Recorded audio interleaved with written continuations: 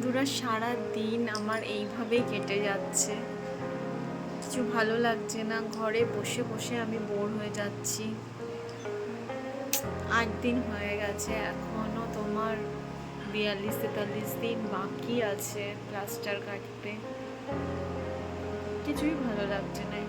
Plaster নিয়েই আমি এইভাবেই চলাফেরা করছি, বাথরুম যাচ্ছি, এদিক ওদিক যাচ্ছি, মানে সেরকমভাবে তো চলাফেরা করছি না, বাট এরকমভাবেই দিন কেটে যাচ্ছে আমার।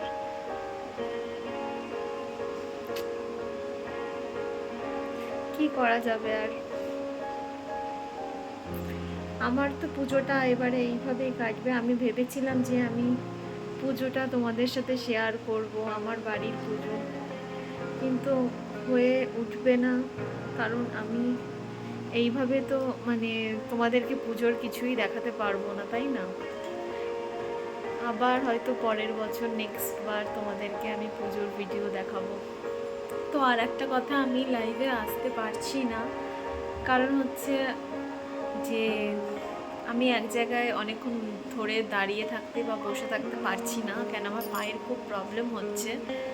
তবে লাইভ করতে তো পারবো না, ওই সেই কারণে আমি আরও আসছি না লাইভে।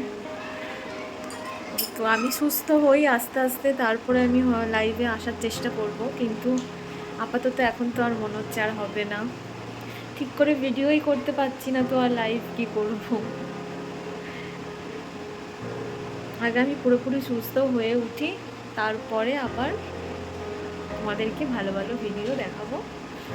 তোমরা শুধু আমার পাশে থেকো, তাহলেই হবে।